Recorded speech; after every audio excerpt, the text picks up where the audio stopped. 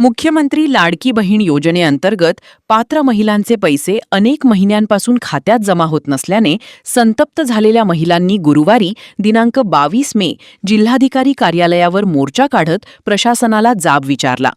यावेळी मोठ्या संख्येने महिला जिल्हाधिकारी कार्यालयात दाखल झाल्या होत्या। रखडलेले हप्ते तातडीने जमा करावेत, तसेच योजना पूर्ववत सुरू करावी अशी मागणी महिलांनी प्रशासनाकडे केली। महिलांच्या म्हणण्यानुसार सुरुवातीला नियमितपणे मिळणारे हप्ते अचानक बंद झाले। अनेक महिलांना ई-केवायसी पुन्हा करण्याच्या सूचना देण्यात आल्या, तर काही महिलांना मल्टिपल फॅमिली या कारणाखाली अपात्र करण्यात आले। मात्र याबाबत कोणतीही स्पष्ट माहिती किंवा कारण प्रशासनाकडून देण्यात आले नसल्याचा आरोप आंदोलक महिलांनी केला।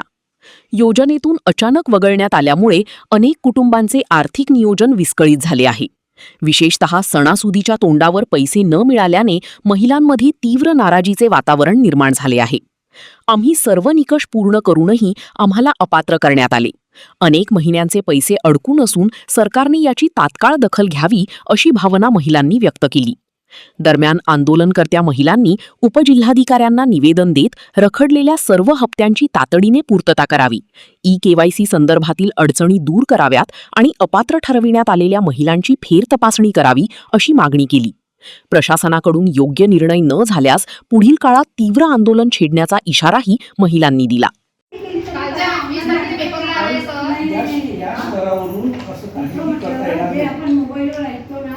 ते सगळं खोटं आहे। तिथं महिला बाल करण्याचं मागचं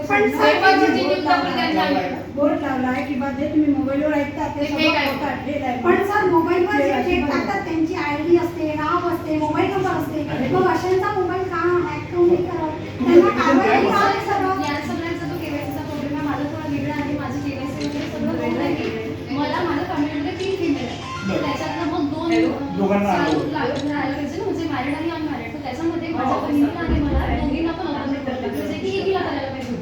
मग माझं म्हणणं आहे की ही तक्रार झाली। हां, तर मग मी याच्यासाठी मग काय म्हणजे नेमकं ते सांगतो ना, ते हा विभागच वेगळा आहे, महिला व बालविकास यांना आपण तुमचं निवेदन तक्रार आपण पाठवली आणि तिथे बघा असं पेपरला आलाय 20 तारखेला देशभक्तीला आलाय, ते वाचा तुम्ही। याच्यावरच आम्ही आज इथे ऍक्शन घेतली आहे महिला बालिकांवर। सरासरी सर काही अधिकारी काय करतात? त्याच्यावर आम्ही पुढे बघायचं पेपर आहे, पेपर वाचून चालू आहे आम्ही आज। आणि सर त्यांनी काय करायला तयार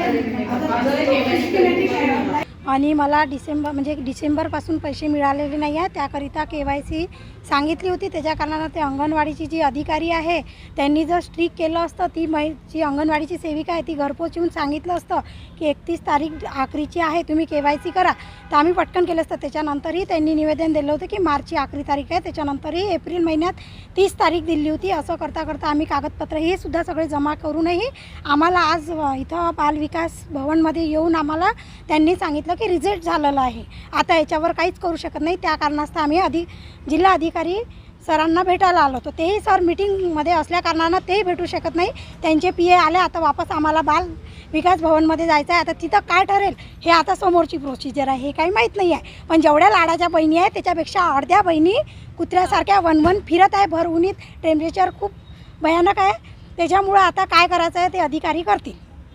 KYC तर सर्वांची करावी, नाही नवीन KYC जर करायची असेल तर सर्वांची चालू करावी, नाही तर A to Z जेवढ्याही महिला आहे यांची पण बंद करावी। माझा प्रॉब्लेम असा आहे की माझी KYC वगैरे होऊनही मला माझ्या फॅमिलीमध्ये 3 महिला आहे, त्याच्यातल्या 2 महिलांना अपात्र करायला पाहिजे होतं। सॉरी, 1 महिलेला अपात्र करायला पाहिजे होतं, त्यांनी न कळत 2 महिलेला अपात्र केलं आहे। म्हणजे फक्त माझ्या आईला मिळते आणि मला माझ्या बहिणी कोणालाच मिळत नाही। पण कमीत कमी 1 मॅरिड 1 अनमॅरिड अशा त्यांना 2 महिलांना द्यायला पाहिजे ना।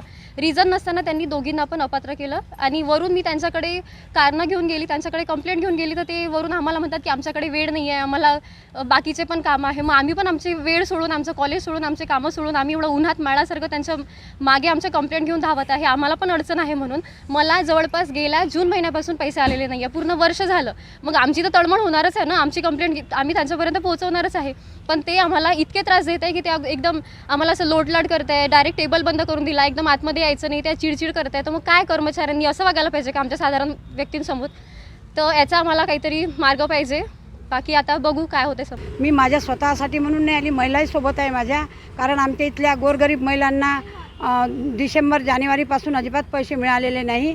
KYC करा KYC करा. त्या महिला 50 रुपये घेऊन KYCला जाते. तो KYCवाला सांगते KYC बंद झाली. सकाळी 11 वाजतापासून त्या महिला बालविकासमध्ये गेल्या. तिथे एक मॅडम होती, तिने आम्हाला टेबलच्या इकडून काढून दिलं, कॉम्प्युटर बंद करून दिला. तिने सांगितलं की इथं महिलांनी कल्ला करायचा नाही. कल्ला सहन होत नाही तर तिने राजीनामा देऊन द्यायचा, नोकरी करायची नाही. कारण महिलांचा कल्ला महिलांना सहन होत नाही तर कशाला नोकरी करायची. आम्ही 11 वाजतापासून खेडेगावातून आलो. पाणी नाही, चहा नाही, जेवण नाही, काहीच नाही. तरी KYC सुरू करायची नवीन आणि सगळ्या महिलांना, गोरगरीब महिलांना 1500 रुपये चालू करायचे. आणि इथून इथे बऱ्याचशा 50 महिला आलेल्या आहे. इतर पुन्हा तापमानात 46-47 तापमानात वन फिरून राहिल्या आहे. बिना चप्पलच्या, बिना स्टॉलच्या अशा फिरून राहिल्या आहे. कशासाठी की त्यांना 1500 रुपये मिळून राहिले नाही म्हणून. आमचं असं म्हणणं आहे की सगळ्यांना 1500 रुपये द्या, सगळ्यांचे बंद करा. नाही तर नवीन KYC चालू करा. डिसेंबरचा हप्ता बंद झाला आहे. डिसेंबरपासूनचा हप्ता बंद झाला आहे. KYC केली, अप्रूव्ह दाखवली, तरी पण महिला बालविकासमध्ये रिजेक्ट दाखवत आहे. गेल्या आहे मुख्यमंत्र्यांच्या लाडक्या बहिणी. सगळ्यांनाच गरज आहे. मोठमोठ्यांना भेटून राहिले, गरिबांना भेटून नाही राहिले.